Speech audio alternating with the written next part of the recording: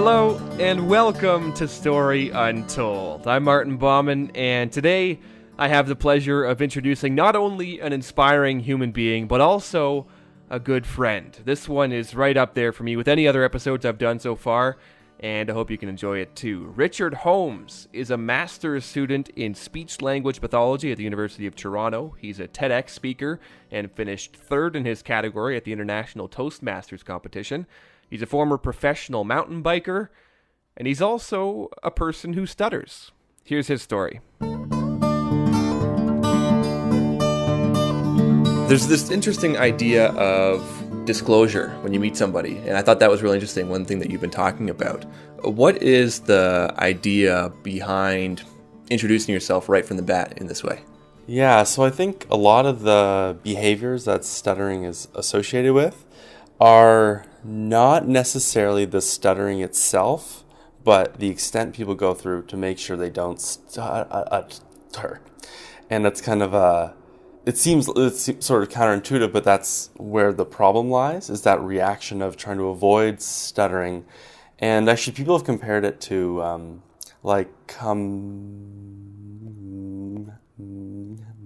hang out, in that once you sort of just share this part of yourself, there's sort of a feeling of relief that's associated with that. So instead of when you're meeting somebody, you're not trying to hide this part of yourself the whole time. That's already put on the table, so you can just sort of be yourself and not have all that worry associated with your speech. When I first got to know you, we were in high school, and I can't even remember what grade it might have been, whether it was 10 or 11. You were asking me before what my first impressions of you were, but granted also, you looked a little bit different then. You were much a smaller guy, so that was probably my first impression. Here's this guy who rides a bike, very small, and was just kind of like the Joker of the group, I would say. I mean, I know you through a mutual friend, Nate, and you had a nickname at the time, Wee Man. And basically you were this guy who rode bikes and cracked jokes.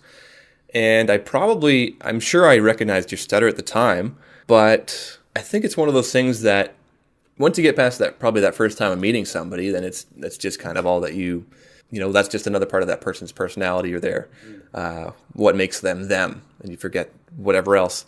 And you just move on to other interests and things. Mm-hmm. Take me back to the beginning for you, though. When did it first become apparent to you that the way you talked was different than the way your parents talked or the way your classmates talked? Yeah, it's an interesting thing that I don't have a very clear memory of the first moment that kind of thing happened, but there's sort of like a overlooming feeling of like anxiety when it comes to communication.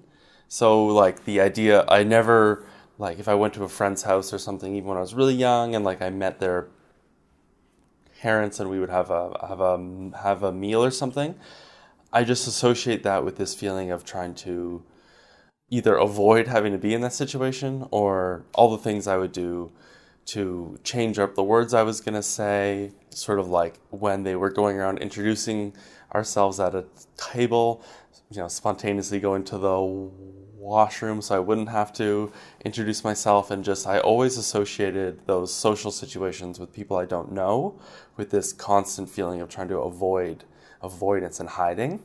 And sort of going on what you said, I think the hardest part for people who stutter, or I mean, at least I can speak for myself, is that it's that first time interacting with somebody that's the hardest. Or like, let's say, until you really got to know them.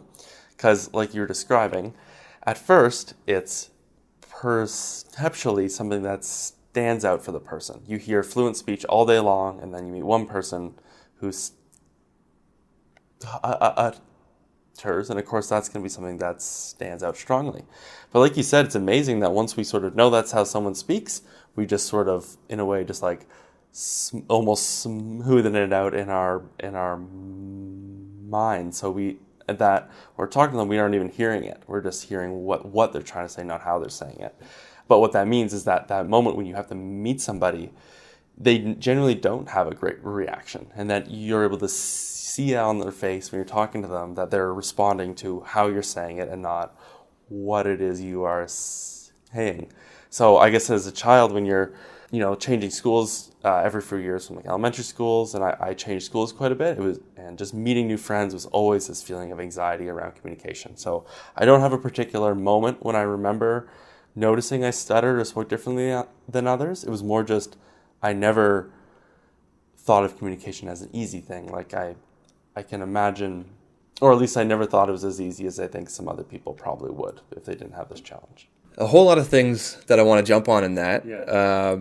First of all, really interesting that sounds a lot of parallels to social anxiety around being in a situation and trying to almost make yourself invisible or get out of moments when people are going to be focusing their attention on you. Was that attention uncomfortable to you at the time, to have people looking and listening to you? Yes, I think listening to my speech as it would be naturally, 100%. And actually, what you said about how you sort of always knew I like to I always like to joke around and stuff like that. I think I knew the attention would be on me. So if I made the attention on something that wasn't my speech and maybe my jokes, or that I was being like, in school, maybe like being a bit of a class clown or something. I thought about this the other day, that you've met other people who are the class clown or joke around. So you have a pretty good understanding of how people will respond to that. But growing up, I didn't know anybody else who stuttered. So it's kind of this unknown that you don't know how people will respond to you if you really do just speak the way that would come out naturally. So you almost rely on other things to almost distract people from that. You talked about the reaction that you see on somebody's face if you meet them for the first time. Is it like a scrunching up that they do with their eyes, or what's the look that you get back when you introduce yourself and somebody hears you for the first time? Yeah, and I mean, you know what? I really don't blame people for it at all, and I want to really make that clear that I have no that I don't ever get upset with people, because I found that when I first went to like a big conference of people who her, I felt I was having those exact same reactions.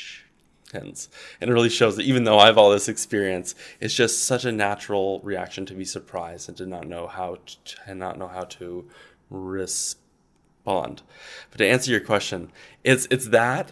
So it's a moment of first, like, really sort of like taken aback, sort of like scrunching. Some people really do sort of like raise an eyebrow and be like, what the heck is going on? And it's kind of and it can be kind of humorous, honestly, just to see that. But then a big one that I find more upsetting or can really make me not want to communicate is if then I notice the distinct change from they hear me speak fluently, I have a moment of stuttering, and then their speech gets very loud and very slow. So like they'll be talking to me normally, and then they're like, "That's really cool." Oh man! And it's just such a, and I you know what, I can be optimistic and think maybe they're in their mind thinking if they slow down their speech and show that they're in really control, that'll help do the same or something. But it does. I don't know. I think sadly people do associate the way you communicate with your intellect. So that's sort of the worst case scenario, that sometimes people really do treat you in a completely different way after. Oh, it's so weird. I never would have thought of that. The other thing that I know you've mentioned that people do, and I know I'm guilty of doing it myself, and I'm kicking myself for doing it, is interjecting and wanting to finish somebody's sentence or what they're trying to say. I don't know why people do that. I don't know why I do that, but that's another big one, right? And something I wouldn't have thought about before. What does being on the other end of that, having somebody cut in as you're talking, what does that do for you? Well, I think it comes from what what you were describing that you often do. I think is people, if they're having troubles finding the word they're wanting to say, you're just sort of helping them find that word by saying it, and then it sort of keeps the conversation rolling, which is, I mean, I think everyone sort of does that in day-to-day lives. We don't need to dive into that too much deeper. But when it's more that you know exactly what you want to say, that's when as a person who stutters, you're blocking out a word. It's not at all because you don't know what it is you're going to say. So when somebody jumps in, it sort of instills this feeling in you that if you hesitate at all in your speech, that person will not wait to hear what you're going to say. So going back to that, like, a lot of what stuttering is that anxiety of what's going to happen with your speech. If you're talking to somebody and you quickly learn that if you hesitate at all, they're going to hop in, you start almost being more anxious about, oh, I really hope I don't utter on a word, because obviously if anything happens, this person's going to hop in. So I think that's sort of the feeling, is that it can sort of instill this feeling that that person can't wait for you to complete your entire idea. And even more, just for the general public, I'd like to tell this to people that if you actually wait a little bit longer before you respond, it tells that person that if something more would come to them that they want to say, it sort of provides this space for that to happen. So if you ever are talking to somebody and you want them to, communicate more, give them more time before you respond, because then they'll feel more free to speak more. I think it often comes down to filling in silences. People hate to hear like a silence, or there would be a moment, and if you're working away at a word, and we're kind of just looking each other in the eyes, and I think there's something that makes people uncomfortable about that moment of like, but it's a really weird thing. One thing that I think of the word lisp, for instance, and just saying it, if somebody has a lisp, it becomes very apparent them saying the word lisp. With stutter, is it the same thing? That I'm so happy you brought that up, because that is, I mean, you've heard me in this interview so far that I stutter significantly more on saying the word stutter. Yeah. And I mean, it is actually like, just like phonetically, it has like a very condensed amount of the type of sounds that people tend to utter on more frequently. So it is kind of like that like, even though like, what's it called? An onomatopoeia? Right. Yeah. Like, in a way, both the word lisp and stutter are like that, and that like the act that it is trying to describe is sort of what the word is. Yeah, it's kind of cruel that the language has done that. But I was always curious about that, if that was the case. You described a moment before in grade 2. You have a teacher, and because of the way that you talk, your teacher thinks that you have a disability, that you mentioned before in our conversation, people think there's some sort of a parallel to your intellect. What does that do to you, being probably 7 years old at the time, hearing your teacher, whether it's that same sort of thing, slowing down when she's talking to you and saying, "Hey, let's go over here now." Like, what was that moment like? Yeah, like, I have some vague memory of like my parents, like, first few weeks of grade 2 being brought into the class, like, after class, and the teacher sort of talking about how she wanted to switch me out of the sort of normal streaming classrooms and to go and to switch into like a classroom with more support, and how she described that as being because she thinks it's apparent that I'm having that, like, I guess my capabilities aren't the same as what the other children's are. It may have been that she thought might be more supports for my communication, something other than that room, which is a possibility. But I know my parents, who I really thank for being very supportive always, really took that not like did not trust her on that, I guess is the best way to say, because they sort of knew me even though I was very small. They sort of very much trusted that my intellectual abilities weren't the weren't the problem at all. So I so very fortunately was able to switch schools. But yeah, definitely, like, even at such a young age, have sort of these adults that you're hanging out with for 8 hours every day to begin to see you in this totally different way because of your speech sort of deeply roots in that idea. What is going on? I should mention first of all, you're currently studying at the Speech and Stuttering Institute. Have I got that right? No, so I'm in the. I'm wrong. He's wrong. No, so I'm doing my master's at the University of Toronto here in what's called the Speech Language Pathology program. So that's a master's where we're specifically being trained to become a speech language pathologist. So, Speech and Stuttering Institute, totally separate, something that would be more of a career path than an actual teaching institute for graduate students or something like that.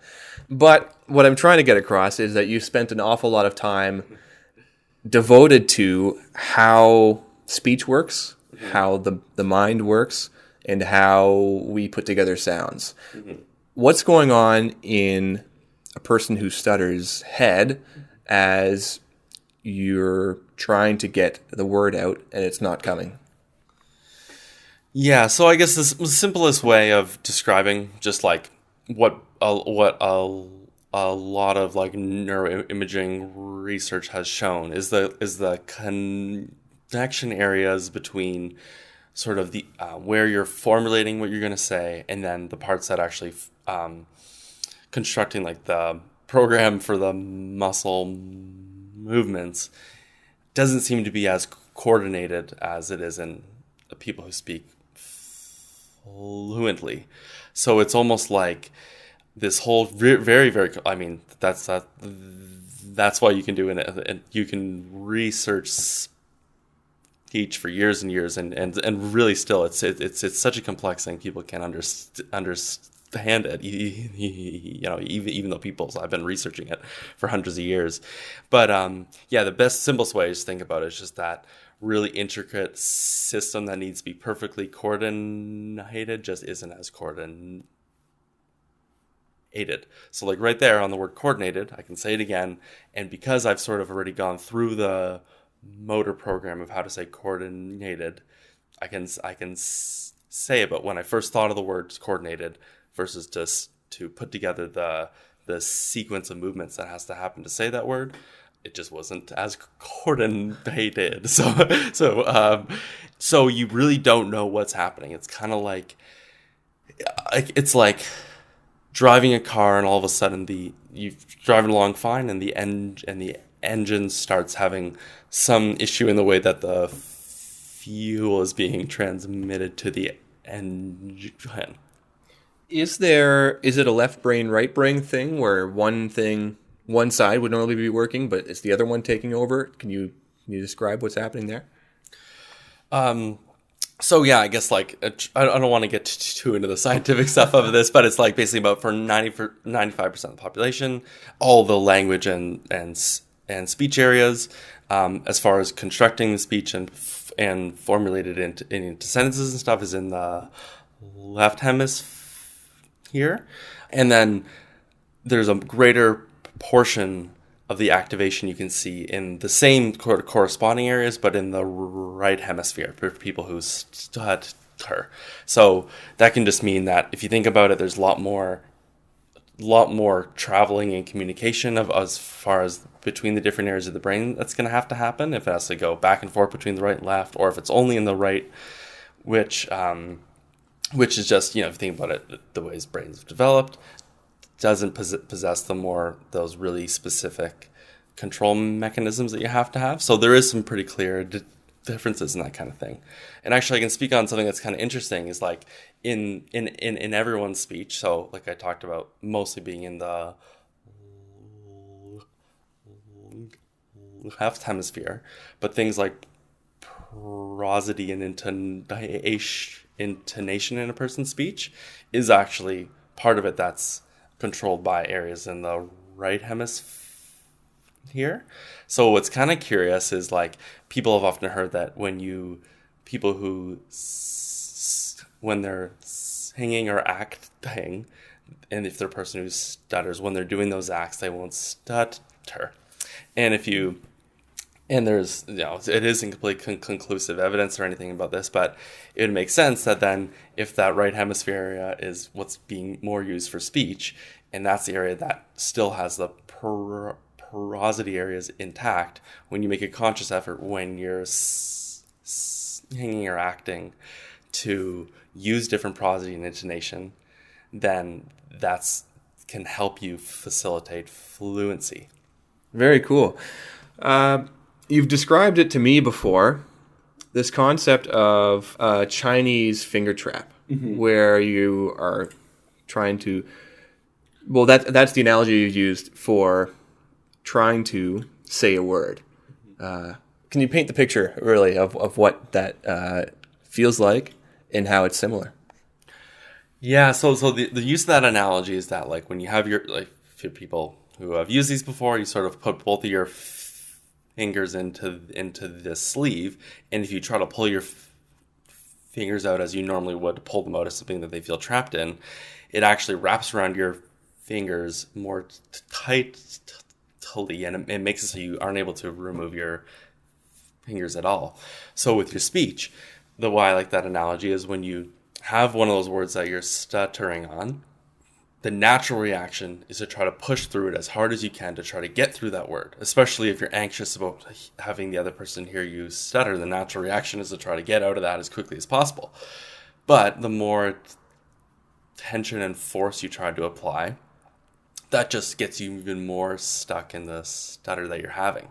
So actually a lot of therapy techniques and things is actually of how to counteract that normal response you have, so that you're trying to push, but it's actually an act of releasing the tension, bringing back even things like people's heart rates when they notice they're getting stuck on a word, because there's so many bad experiences about it that their heart rate will really increase. They'll have this really nervous reaction. So how to not have that really tensing sort of fight or flight reaction is really what's happening. So if you can counteract that, is actually how you can help someone's fluency a lot. So, I mean, we've talked so far about what things were like early on for you, grade 2. What does that progress like for you as you have that anxiety around stuttering, and then you have an experience, and then it continues to build on that anxiety for the next time? Take me from that point in grade 2 onwards into your further years of your middle school and high school. So, I mean, regardless, I can say separate of my speech, being in school was very hard for me. I think, whether related to my speech or not, had a lot of problems with anxiety and having panic attacks, and that made just being in school very hard for me. And then on top of challenges with communication, and like I said, my approach wasn't ever to address those issues with communication. It was to find other ways to sort of distract people from that. So like if I were to act out, or I had gotten in trouble a lot while I was in school, that sort of just was my way of, that was my sort of unhealthy way of coping, I guess. And so I really had a deeply instilled thing that school for me was going to be a problem. I never thought I was going to be good at school, and I think it's interesting now that I'm in graduate school, how I can do very well, but I still have a deeply rooted sort of feeling of what school is, and that I'm not good at it, which is, ever since I've been in post secondary education, I haven't had any problems with that at all. Mm-hmm. And it's just an interesting thing that how much those early experiences you have can taint the mindset moving forward. So when it comes to communication, it's pretty hard once you're, out of high school and stuff for someone to not be influenced by all those experiences they've had. So as you were getting older, did you find your stutter worsening? Like, is the process of, if you're continually trying to yank that finger out of the finger trap for years and years, did that just, how wound up were you at a certain point? Yeah, I think actually winding up is a nice sort of description of that.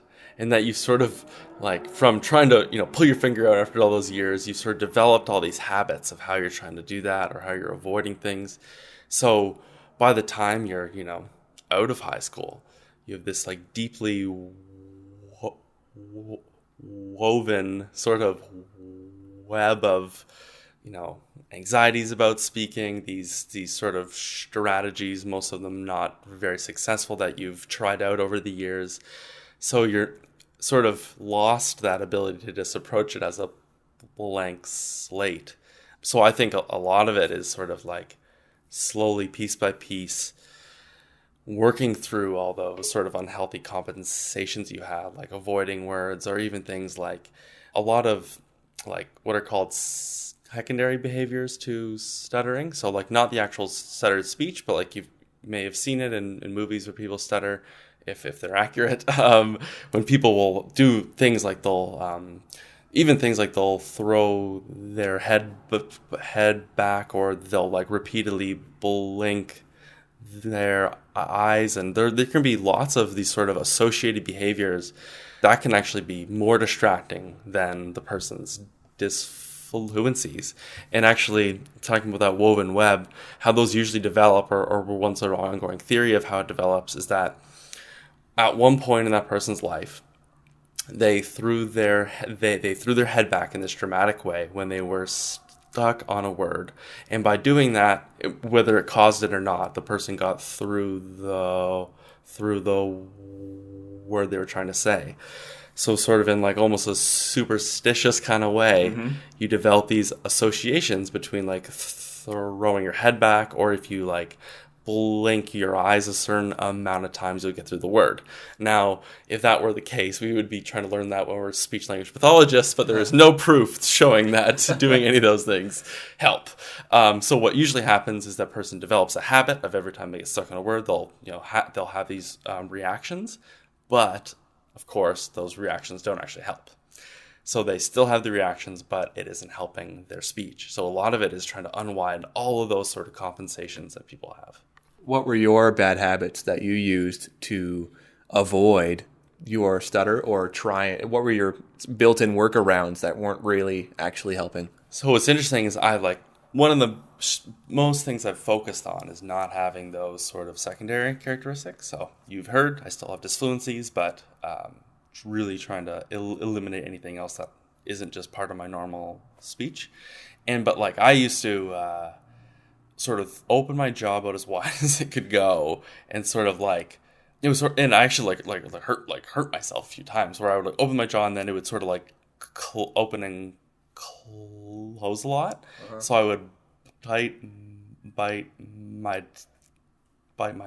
tongue, and things like that would happen, which is if you think about it, it's describing it, it's almost kind of humorous that even though we can consciously know that's not helping you, you still have that reaction. Now, tapping your hands and feet is something that happens a lot. There's some evidence that it can kind of help, because if you tap out, if people speak to a metronome, I talked about the prosody and the intonation parts of your brain, it can help sort of trigger a normal pace of speech that can help you sort of keep up that prosody. But that can be a very distracting thing if a person's sort of dramatically slapping their hand on a table. That can be very distracting.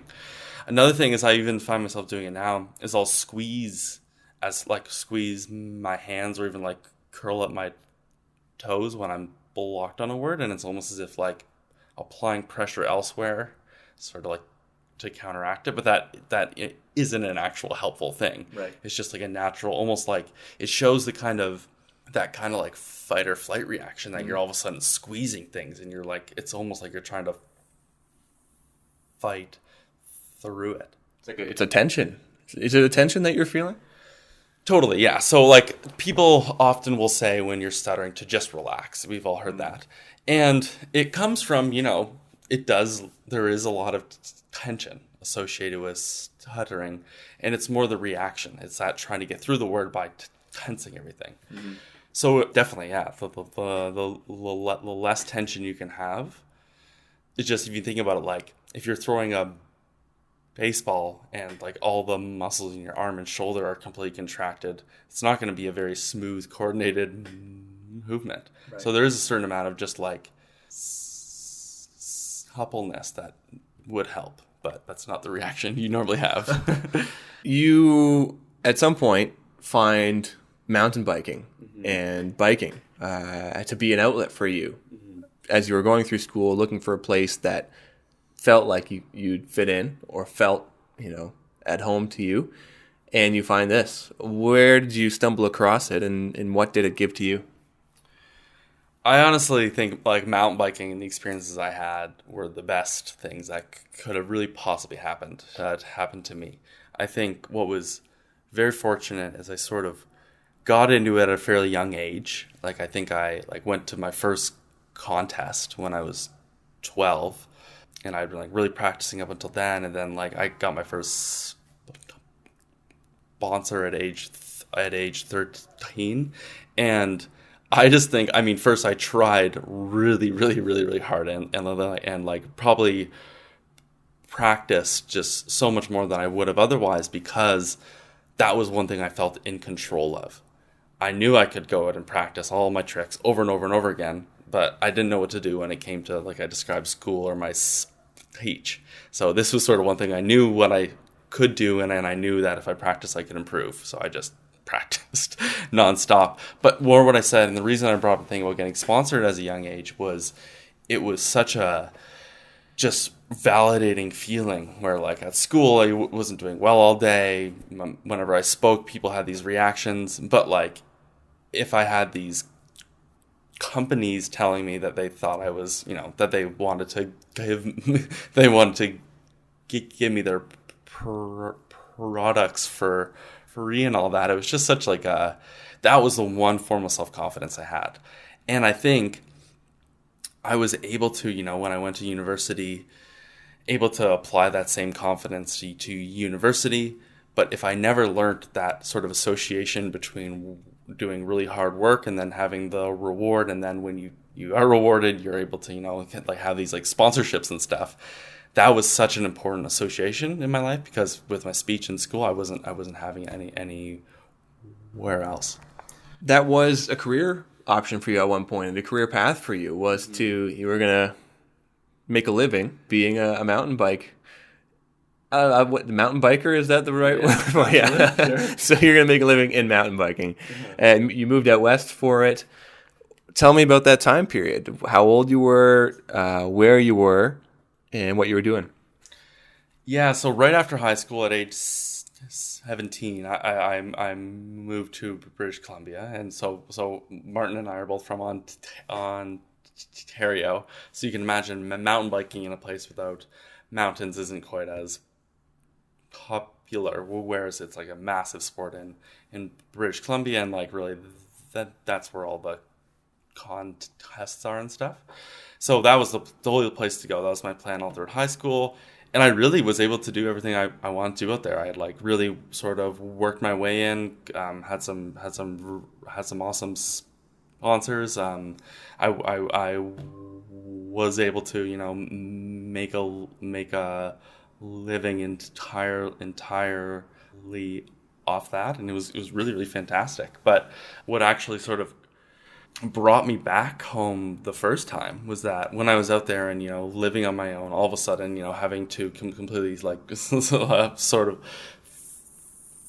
fend for myself, and like sort of at age 18 sort of doing all that on my own, my speech was definitely the worst that it has ever it has ever been. And I think it was just, the combination of just so many more sort of stresses in my life, and just like, like I was talking about, everyone I was speaking to was somebody I would have to, that didn't have any idea about my stuttering. So it was just a lot of stresses sort of in that regard. So when you're saying that, the people that you're speaking to, I mean, these are people who are meeting you at races, or these are like kids coming out to watch you race, or who are you talking to? It's just because you're in a new province, basically? Yeah, basically. So like, and I mean, yeah, even just that like they didn't have any friends out there who I hadn't known for a while. So, but even a lot of things like where I was finding it more challenging is like, so I was still at that point using all the very like avoidance behaviors. So like, it was kind of humorous. I remember like a big part is doing lots of networking type things. So like I would be like, after a contest or something, you would be speaking to like the managers of companies and speaking to these different people. And I found myself a couple times you want to advertise yourself as much as you can, and I would give people a name I thought was easier to say, and that really speaks to, that's just like, I think about that now, I think that's absolutely hilarious, that I would rather this person not remember who I am even though I'm trying to do this as a career, than just for them to hear me stutter. And that's just like sort of thinking about that now. That's really sort of speaks to where my head was at. That I was like trying to network and like, open up as many business opportunities as I could. But at the same time, I would do anything for them to not hear me stutter, Oh, that's fine. That's so funny to me. And I feel a similar way in broadcasting, another industry where networking is so stressed as an important thing to do. You have to maintain contacts. You have to go out and build your contacts as a reporter, talk to people, go out and introduce yourself to the mayor or introduce yourself to, anybody at all.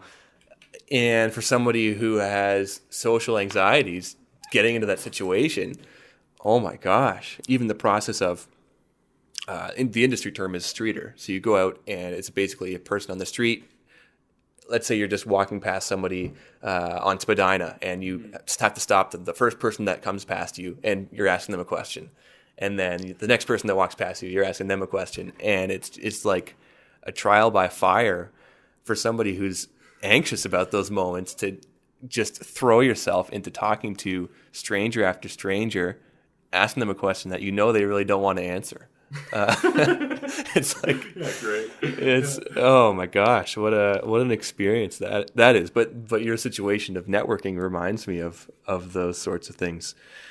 At some point in this experience, you decide that what's most important to you is trying to almost unteach yourself and then reteach yourself. So you go to the Speech and Stuttering Institute and undergo what's called reconstructive therapy. Or am I getting it wrong?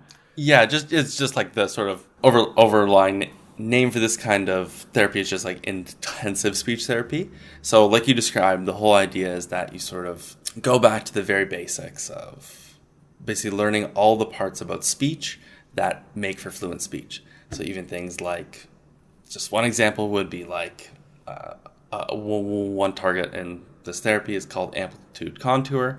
So there's more of a tendency for people who stutter to turn off their voice in between the words, or actually sometimes the syllables of a word.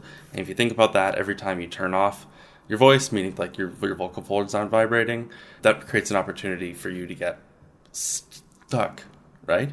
So like sort of teaching that the normal tendency of people to keep their voice on between syllables and words facilitates more fluent speech. So at this particular program, there's 8 of those targets, and that you first learn to sort of break it down to the basics of what can facilitate fluent speech. And then another huge part about all therapy for people who stutter is the more cognitive, reconstructive point of the therapy. So to sort of really address and break down and then reestablish the ways you approach communication, those feelings you have and the anxieties about it. What did that give to you to get into the program and start to see results, starts to see a change in the way that you were speaking. I'm sure it was hard, first of all. What were the exercises that you were given like? The things that you were asked to do? Yeah, so it's like, I mean, just like you learn any kind of skill, it's actually almost harder than learning a new skill, because it's like, imagine you threw a baseball a certain way your whole entire life, and then you go to this place and you need to learn how to throw it like in a completely other way. So you not only have to sort of like override that old learned behavior, you have to just drill in the new behavior so like over and over and over and over and over again. So it's just lots of sort of just different practice exercises, and the main thing is breaking it down from the easiest situation to practice those exercises, even like in more speech therapy terms, like we're going from the single word or a single sound up to using a complex sentence, up to then, you know, being able to tell an entire story while using the target accurately, and then introducing those anxieties about normal communication in more and more complex and more difficult situations, so that by the time you're done the therapy, you've actually practiced using this new way of speaking in every possible situation. Because what a big problem and sometimes when people try to learn something new is they'll learn something practicing at home, and then, like, let's use that baseball example, you can practice throwing the ball in your at your house all you want, but when you're in front of like hundreds of people in a stadium, it's a whole other world, you know. So it's trying to put you in those really difficult situations in a controlled way to practice it, so that when you go in the world, you can actually use this new way of speaking. So now to go back to the question that I originally was going to ask before I wanted to know about what exercises you were doing. What did it feel like then to think, holy crap, I'm seeing progress. These things are working. What are you thinking at the time, and how's it making you feel? For me, it was a very exhilarating thing, in that I was very excited by this idea that I could do not even just speak with my voice, but like you mentioned, I've gotten into like things like public speaking and acting and things like that. So I sort of like took it to the next step in a way, that I like wanted to practice this new way of communicating so much I would go out of my way to put myself in more challenging situations. So even things like you talked about, approaching random people on the street, there was a point where I just like I just would go up and do, and like, you know, even just ask people random things, right, or like just approach random people and like ask them about something random, because that's, for anybody, anxiety provoking. Oh yeah, someone who's stutters and someone with anxiety about communication, that's horrific. So I almost made it into a sport, where I was like trying to see how much I could challenge this new way of communicating. Do you remember any of the questions that you would ask people on the street? Is it just like, can you tell me the time, or is it something more elaborate than that? So yeah, more situations like that, and then like maybe you could like get the time from them, and then like see something about them that's interesting, and like maybe ask them about it, and then sort of have a conversation. It's actually pretty surprising to think about how, if you just sort of you can sort of just like chat people up, and if you seem interested in them, that they'll generally be pretty happy about it. But yeah, it is kind of a hilarious thing. And that is such like a skill too, small talk, because it's something that I think so many of us are so bad at. Yeah, it is. You know what? It's just pure practice. The first thing that came to mind when you said, when you approach those people to ask them a question they want to answer, the first 100 people, it sucks. And it's awkward, and they just try to walk past you. And that's what happened to me too. But it's incredible. Like, once you just get past that initial first step and you just practice it like any other skill, you can actually develop your skills pretty fast. I from my experience, when I had to do that, I broke it down into a numbers game, where it's just, you know, if you talk to 70 people, maybe 7 of them are going to be receptive. And so that's all I need. I need to get these, you know, 7 people out of 70 at some point to say yes. And I would think of different workarounds to get them to talk to me. So probably the funniest one is that in order to keep somebody from running away from me from when I was talking, or just having an excuse and walking away, I would approach people as they're filling up their car at the gas station. Because the hands on the pump, they're not going anywhere. They can turn around and like totally ignore me, but I'm still standing there, and that's much more uncomfortable, I think, for them to do than to just keep on walking somewhere. So, which made even worse by the fact that as I was doing this, it was often 4 a.m. So imagine it's dark outside and somebody approaches you as you're filling up your gas. That's like a nightmare scenario for the other person. They probably think they're getting robbed or something, and here I am sticking a microphone in their face. But that was my workaround for getting them to avoid walking away from me. funny scenarios like that.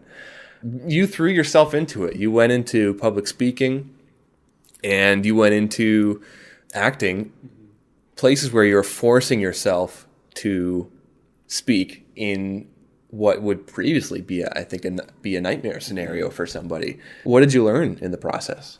Yeah, and actually what was actually one of the most rewarding things about that is to learn how much of communication is not the fluency of your speech. And that's, I mean, even with any clients I see or anything, a speech pathologist is like, there's so much more you can, like, that's not all of it. And I think when you're a person who stutters, you really think that's what's holding you back. But I think just working on general communication skills is great. So like presenting was really, really cool. And like I was into like competitive public speaking where you would like practice this one speech for months on end. And like when you move up the ranks and stuff, you would have a coach and stuff.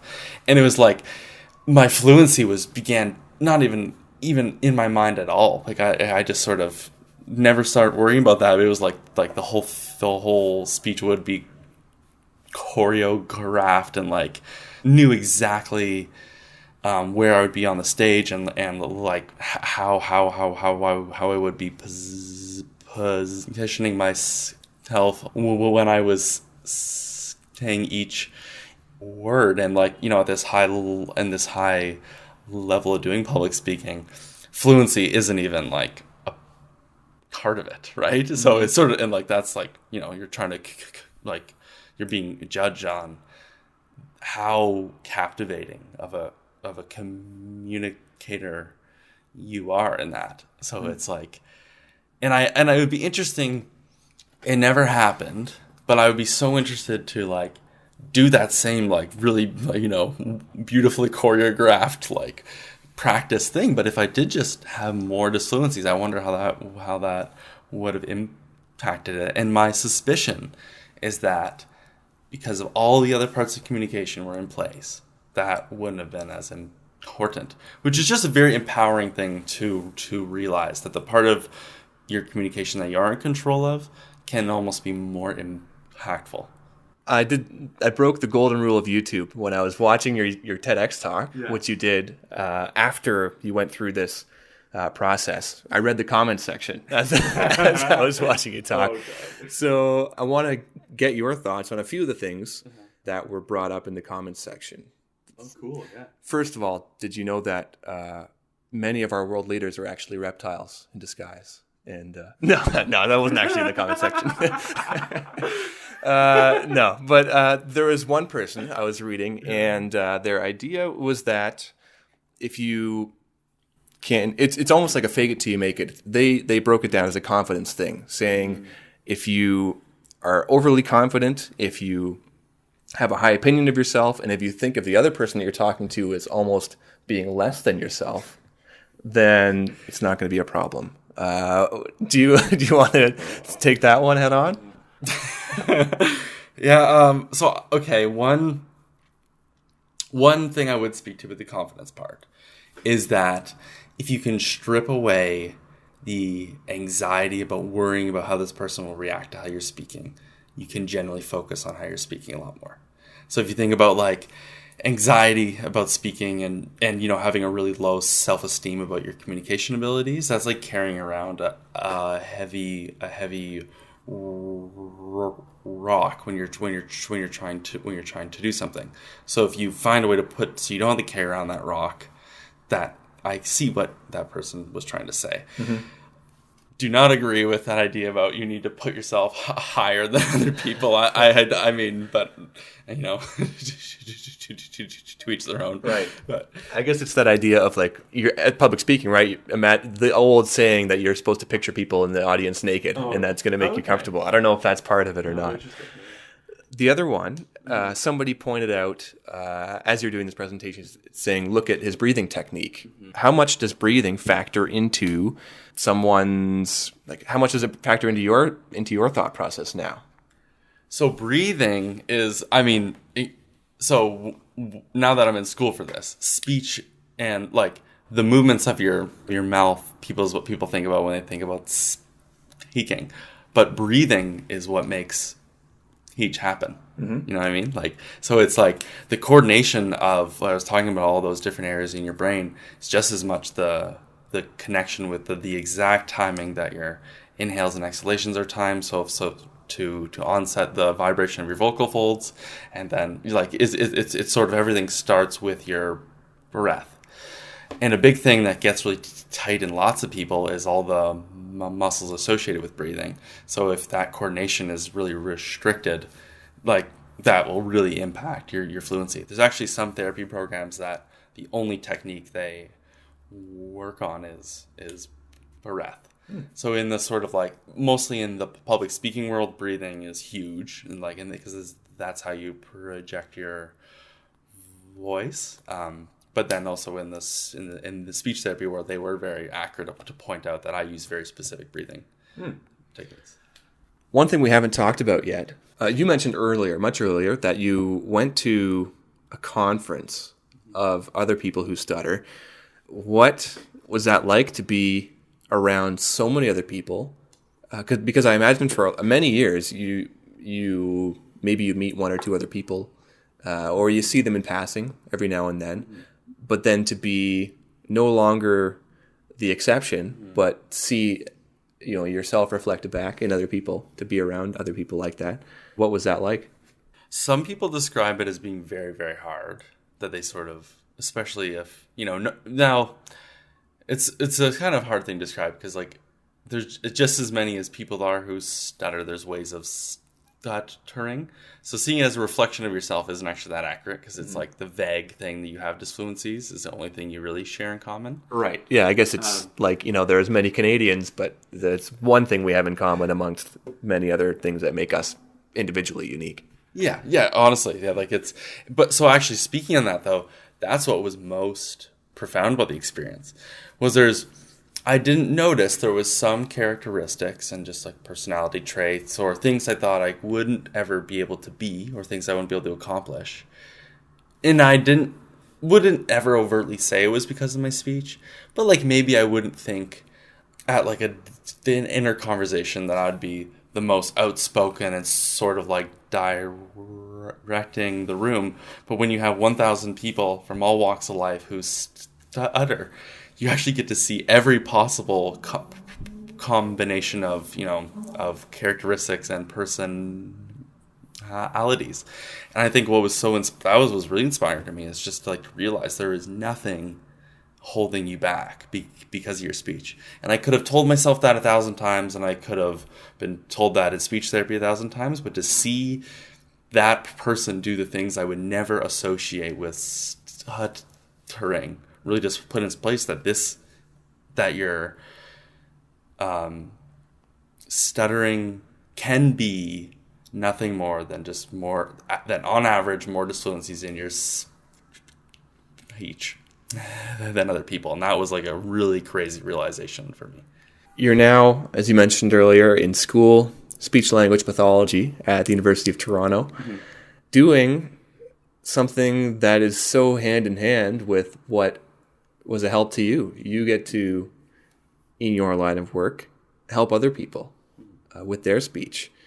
What's that like for you, that full circle experience? Yeah, it's actually, that's why I just couldn't imagine myself doing anything else. And I'm a very, very, and I mean, it's such a fortunate position to be in, to be honest, that like, even though, there's still this thing I need to work on and deal with, and it's had a lot of challenges in my life, it's really brought me to like, to wake up, and like, I'll never dread going into work, just because like, there's always a part of me that just knows that like, this is like, I just have such a more personal involvement in it than I think I would be able to have for any other careers.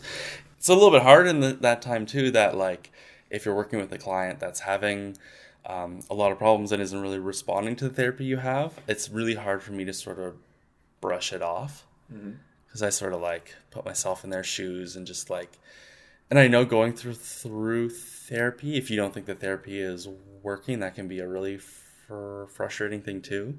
So I think, yeah, it's a real blessing to have this much personal involvement, but there is definitely sides to it that makes it so I sort of probably bring my work home a lot more. Yeah. Have you ever? I'm just thinking of the experience of somebody coming in for help, and then the guy that's helping them opens his mouth and stutters, and they think, "Oh man." I think that can be a really cool moment for bonding. I also imagine, oh, what did I get this guy for?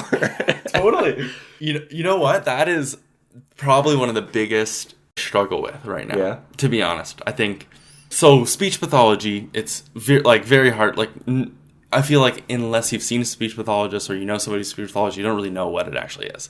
So stuttering is the smallest part about what speech pathology is.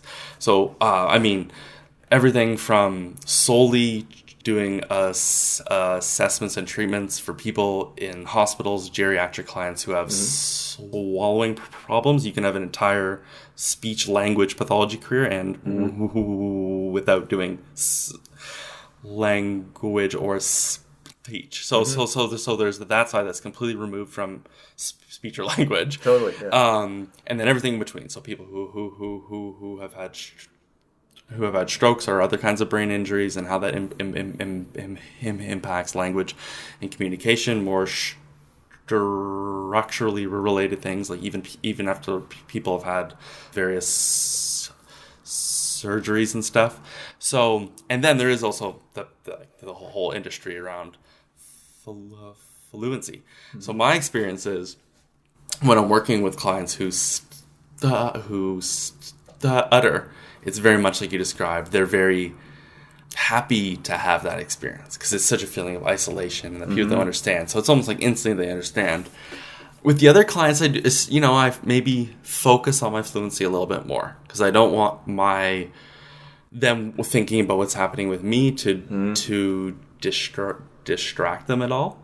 But at the same time, what's changed over the years that I've gotten into it is I now no longer think of myself as only connecting with people who stutter,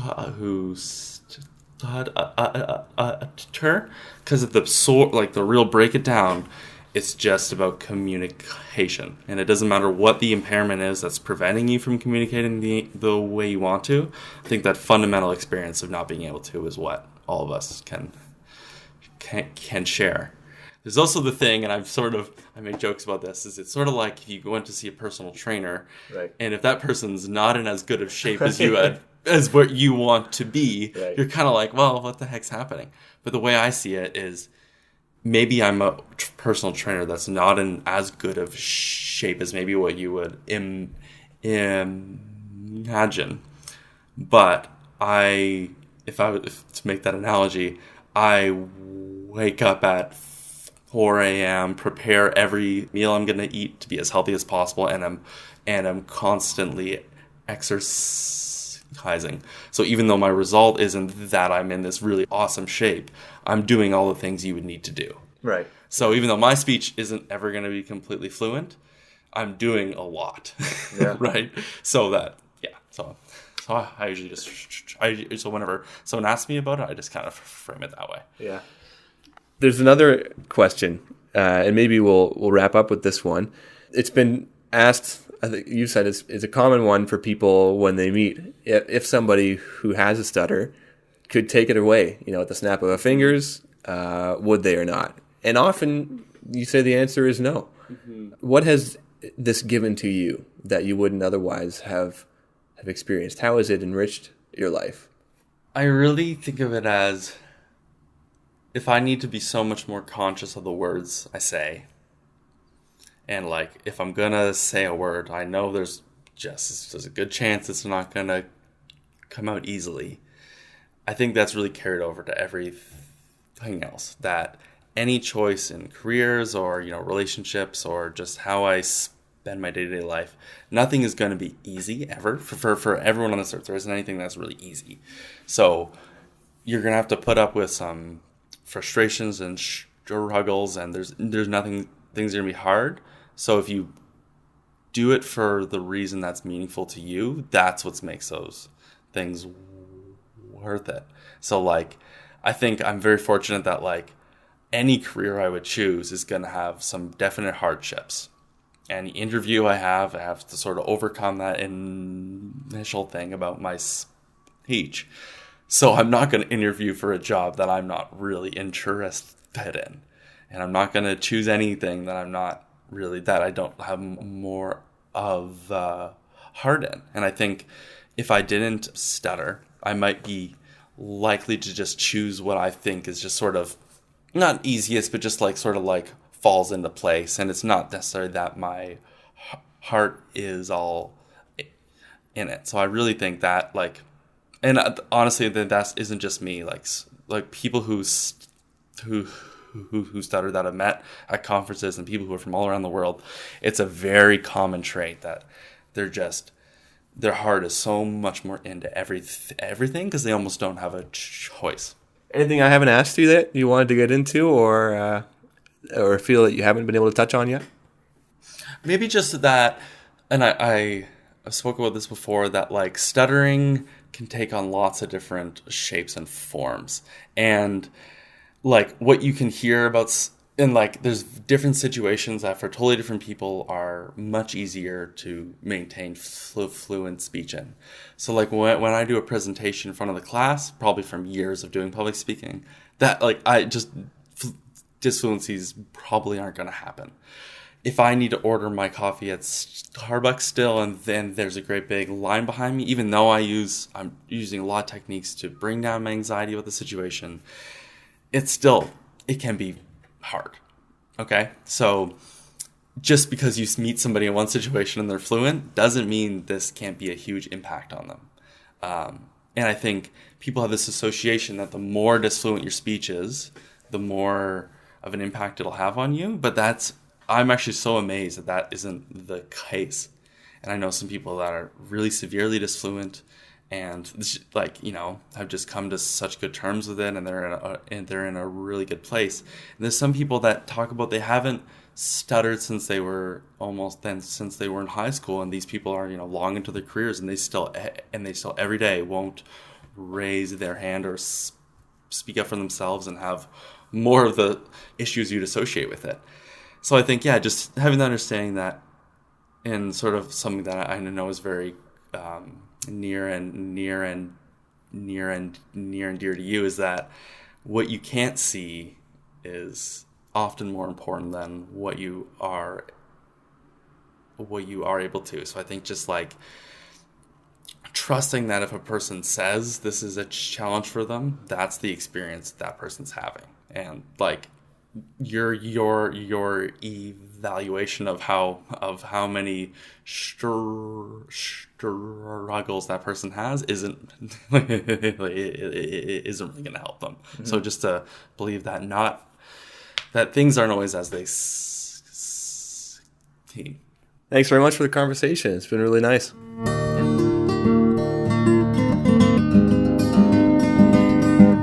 That's it for the show. Thanks for listening, and I hope you liked it. If you did, do me a favor, hit that subscribe button. There are more episodes on the way. Also, leave a rating and review. It helps a ton. Theme music for the show is by Dr. Turtle off the album You I'll Ah.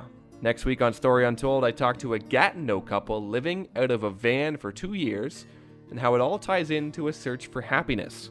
Once again, I'm Martin Bauman, and this was A Story Untold. See you next time.